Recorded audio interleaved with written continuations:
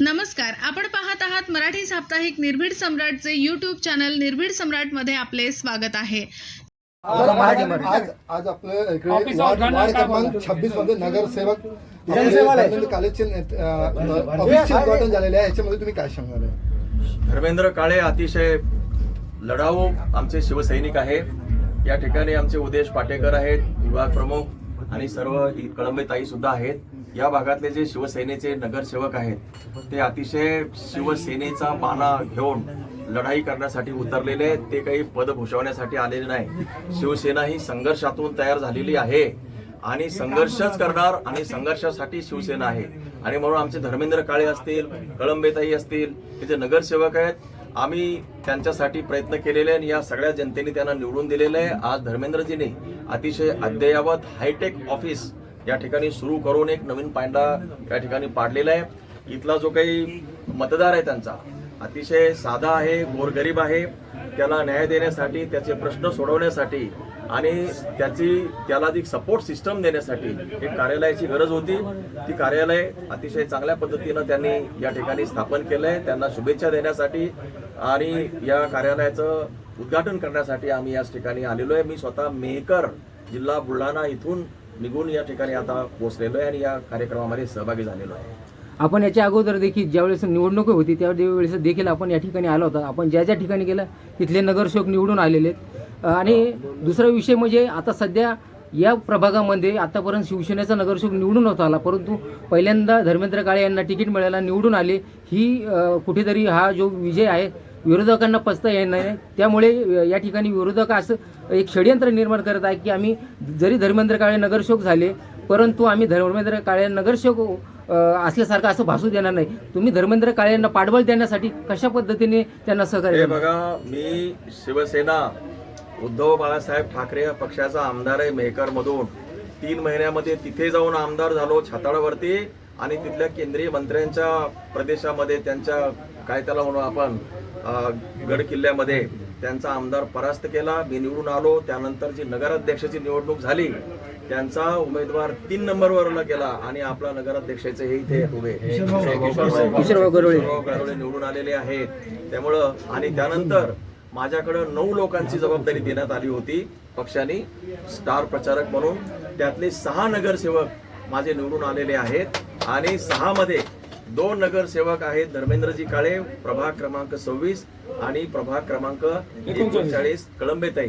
दोन्ही हे नगरसेवक जे आहेत ते प्रचंड मतांनी निवडून आलेले आहेत। दुसरं सांगतो, ते अतिशय हे सगळे संघर्षातून आलेले आहेत। हा जो भाग आहे मतदार आहे तो गरीब आहे। विशेषतः बुलढाणा, वाशिम, जालना, संभाजीनगर, बीड, मराठवाडा या भागातील विशेषतः जो काही क्लास आहे तो या ठिकाणी आलेला आहे। ही महिंद्रा कंपनीला सेंटर धरून 1960 पासून इथे ही मंडळी स्थायिक झालेली आहे। आजही त्यांच्या निवासाचा प्रश्न सुटलेला नाही आणि म्हणून इथलं दामूनगर असेल, गौतम नगर असेल, लहू नगर असेल, पलीकडे क्रांतीनगर असेल, बहुजन हिताय नगर असेल, आणखी जे काही नगर आहेत त्या नगरामध्ये आम्ही फिरलेलो आहे। तिथले प्रश्न समजलेले आहेत। तिथले वन विभाग, तुमचं गोरक्षण विभाग आणि आरेचं यांनी जी काही जागेमध्ये जी काही आपली मंडळी राहते त्यांचा प्रश्न सोडवण्याचं आम्ही त्यावेळेस कमिटमेंट केलं होतं आणि ज्याप्रमाणे बोललो त्याला अनुसरून माननीय सुनील प्रभू आणि मी स्वतः सभागृहामध्ये ही चर्चा उपस्थित केली। प्रश्न आयरनीवर आणले आणि हे काय म्हणाले, यांना काम करू देणार नाही। अहो, हे जे काम करतील ना तुम्ही बघत राहणार आहे। आणि तुम्हाला सांगतो, इथला आमदार, इथला भाजपचा आमदार, इथले जे आमदार आहेत ते सगळे आमदार एकीकडं आणि सिद्धार्थ खरा जरी मेहकरचा असला तरी माझ्या लोकांसाठी एकीकडे राहील। कारण ज्याची जळते त्याला कळते। माझी लोक आहेत ही सगळे इथले माझ्या भागातली माणसं आहेत आणि त्यांच्यावर कोणत्याही प्रकारचा जर अन्याय होईल किंवा त्यांना सपोर्ट लागेल तर मी त्यांच्यासाठी धावून येणार आहे। सुनील प्रभू राहतील आणि आदित्य साहेब राहतील, अख्खी शिवसेना जो पक्ष यांच्या पाठीमागे मी उभा करणार आहे आणि त्यासाठीच मी मेहकरून आज धावत आलेलो आहे। काळजी करू नका, अतिशय वेगळ्या पद्धतीचं काम या ठिकाणी होणार आहे। तुम्ही निश्चिंत करा। विरोधकांना म्हणावं तुम्ही तुमच्या आता पुढची काळजी करा। येणाऱ्या जे काही 3.5 वर्षानंतर निवडणुका येतील, आता सांगतो आव्हान आता देतो, इथे देतो, आता लिहून घ्या, तुम्ही रेकॉर्ड करा। इथला एकही आमदार मी यांचा येऊ देणार नाही। आम्ही सगळे लोक अशा पद्धतीने प्रयत्न करू यांचा भाजपचा येणार नाही किंवा मेंढ्या सेनेचा एकही आमदार इथे येणार नाही. इथले आमदार यापुढे फक्त शिवसेना उद्धव बाळासाहेब ठाकरेचे राहतील, हा विश्वास मी तुम्हाला या ठिकाणी देतो. धन्यवाद सर.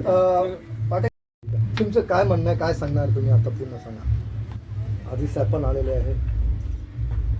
आज धर्मेंद्र काळे यांच्या कार्यालयाचं उद्घाटन आदित्य साहेब यांच्या मार्फत झालेलं आहे आणि आमदार आमचे खरात साहेब सिद्धार्थ एवढ्या बुलढाणावरनं इथे आलेले आहेत. आणि जेव्हा ते महानगरपालिकेच्या निवडणुकीला आलेले होते आणि त्यानंतर आम्ही विश्वासाने उद्धव साहेबांना शब्द दिला होता की 26 नंबरमध्ये यावेळी काही करून आम्ही नगरसेवक आमचा निवडून आणणारच. आणि त्याप्रमाणे सगळ्यांनी आमचे आमदार साहेब सगळ्या कार्यकर्त्यांनी जो विश्वासाने काम करून धर्मेंद्र काळे यांना निवडून आणि त्याचं कार्यालय आज उद्घाटन झालं, त्यांना शुभेच्छा देण्यासाठी म्हणून आम्ही सगळे आलेलो आहे. धन्यवाद साहेब. तुमच्या ऑफिसचं उद्घाटन आदित्य ठाकरे साहेबांच्या हस्ते झालेलं आहे. तुम्ही काय सांगणार, काय बोलणार आता? तुम्हाला पण एक बोललंय की दर 3 महिने इकडे कार्यक्रम तुम्ही लावा, असं पण बोललेलं आहे. ह्याच्यामध्ये तुम्ही काय बोलणार आहे? बोलायचं काही मोठी गोष्ट नाही, ती पक्षाची शिस्त आहे.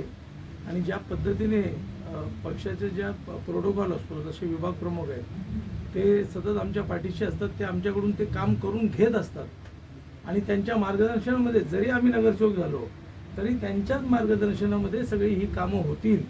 आणि जसं आमदारांनी सांगितलं, आमदार जरी महेकरचे असले तरी त्यांचं लक्ष तिथल्या मतदारसंघातली जी लोक इथे राहतात त्यांच्यामुळे त्यांचं जे देखील लक्ष माझ्यासारख्या नगरसेवकाकडे असेल.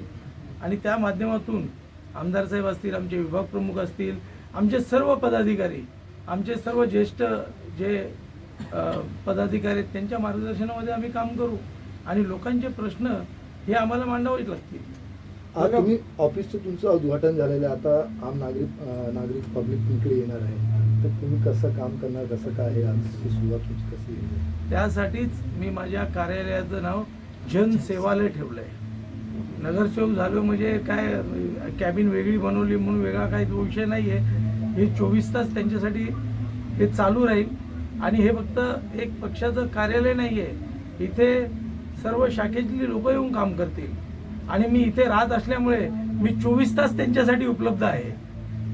फक्त एक ऑफिस म्हणून ते असलं पाहिजे म्हणून आहे, पण 24 तास नगरसेवक त्यांच्यासाठी इथे अवेलेबल आहे.